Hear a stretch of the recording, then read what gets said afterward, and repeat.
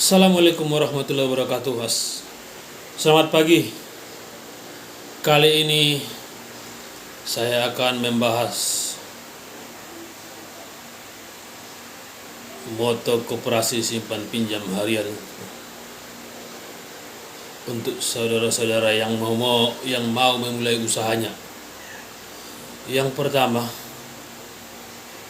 moto koperasi simpan pinjam yaitu berpenampilanlah sebagai seorang pengusaha, berbicaralah sebagai seorang pengacara.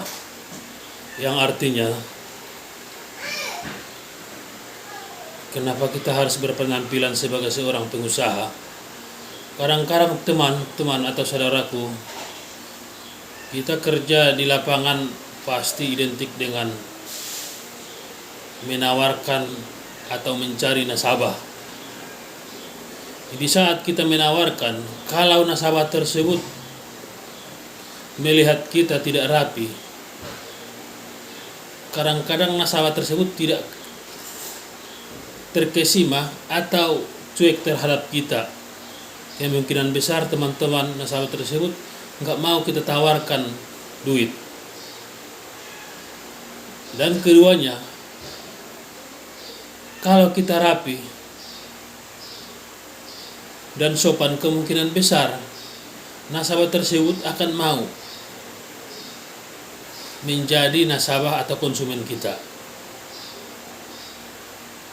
Dan sebaliknya, kalau kita berpenampilan acak-acakan, kemungkinan nasabah tersebut tidak mau karena kita kurang meyakinkan penampilan kita bahwa kita akan menawarkan produk kita terhadap nasabah tersebut. Intinya nasabah tersebut bisa mungkin menilai kita orang yang gak jelas karena dari segi penampilan kita tidak meyakinkan nasabah tersebut. Selanjutnya, kenapa kita harus berbicara sebagai seorang pengacara? Maksud dan tujuannya itu, kita di lapangan pasti identik dengan menagih. Kadang-kadang nasabah tersebut ada yang suka melakukan intimidasi terhadap kita sebagai petugas lapangan. Kadang kita diancam, kadang-kadang dia mengandalkan suaminya. Makanya kita sebagai seorang petugas harian, kita harus melakukan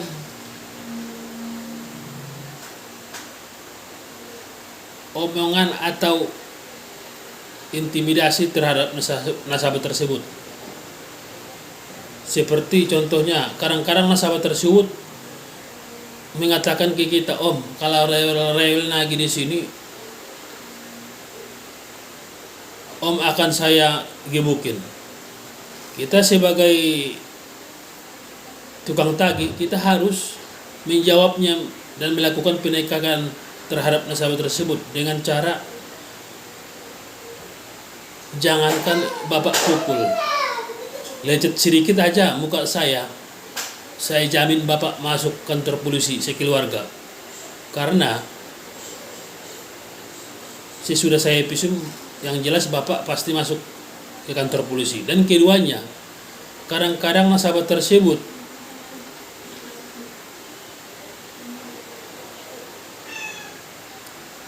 susah bayar. Makanya susah bayar dan mengandalkan suaminya untuk menggertak kita. Karena pinjaman tersebut nggak tahu suaminya. Saran saya teman, kita sebagai penagih di lapangan, silakan temuin suaminya, hadapin ke rumahnya, jangan takut. Karena kenapa? Kalau kita takut, nasabah tersebut semaunya bayarnya. Kalau kita maju terus, kemungkinan besar 90% selesai permasalahan.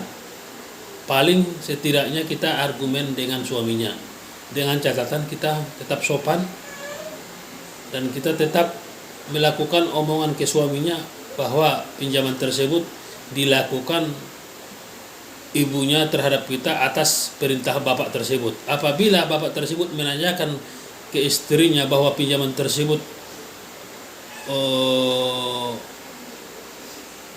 bapaknya yang melakukan permohonan melalui istrinya, kita harus membalik faktakan bahwa kalau bapak nanya istri bapak, otomatis dia nggak ngaku. Kalau dia ngaku, ntar bapak gamparin di rumah bapak, saya saksi di sini, saya nggak mau saksi di kantor polisi gara-gara pinjaman begitu, teman-teman. Intinya kita harus bisa membalik faktakan. Biasanya kalau udah terjadi omongan begitu, pasti suami nasabah tersebut menanyakan ke kita berapa lagi sisa utangnya. Kemungkinan besar dia akan lunasin, atau mungkin dalam bulan atau tempo dalam 1 minggu mungkin nasabah tersebut akan melakukan pelunasan. Begitu teman-teman maksudnya ya. Dan keduanya, moto koperasi.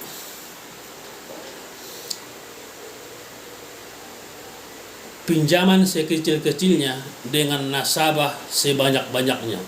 Maksud dan tujuannya moto tersebut yaitu, kalau pinjaman 10 juta kita kasih 10 orang, kemungkinan besar 90% tidak bermasalah. Sebagai contoh, pinjaman 10 juta kita kasih ke 10 orang, kita tagih dalam sehari 10 orang, bayar 8 orang, yang 2 orang libur. Atau malah sebaliknya, macet 2 orang, yang 8 orang masih dapat. Dan apabila kabur yang pinjaman 10 juta tadi, kalau ke 10 orang kabur 2 orang, masih dapat 8 orang. Nah, tapi kalau pinjaman 10 juta kita kasih 1 orang, kalau nasabah tersebut kabur, resikonya fatal bagi kita, teman-teman. Makanya saran saya, teman-teman, kita jangan terlalu ambisi drop. Saran saya, ambisilah terhadap anggota nasabah atau memperbanyak nasabah. Sebagaimana yang saya kasih contoh tadi, lebih baik pinjaman 10 juta 10 orang daripada 10 juta 1 orang. Karena resikonya sangat fatal kalau 1 orang pinjaman 10 juta. Dan seterusnya, apabila teman-teman sudah terjadi melakukan pinjaman yang besar, contohnya 10 juta atau 5 juta 1 orang, nasabah tersebut sudah mulai bayarannya goyang, pada intinya sering libur, bahkan 1 minggu dia cuma masuk 3 kali, saran saya, teman-teman, silahkan outkan atau enggak usah kasih lagi. Karena kenapa? Kita kan namanya di koperasi harian ini enggak ada jaminan nasabah tersebut lunas, karena di saat kita melakukan peminjaman tidak ada jaminannya, cuman modal kepercayaan atau modal fotokopi KTP doang serta tanda tangannya. Saran saya, teman, kalau mau pingin maju atau pingin setidaknya lebih kehidupan kita dari orang lain, ikutin saran saya. Ya, cukup sekian tip dari saya. Mudah-mudahan Anda paham semua. Demi kelancaran Anda berbisnis koperasi, saya akhiri dengan Assalamualaikum warahmatullahi wabarakatuh.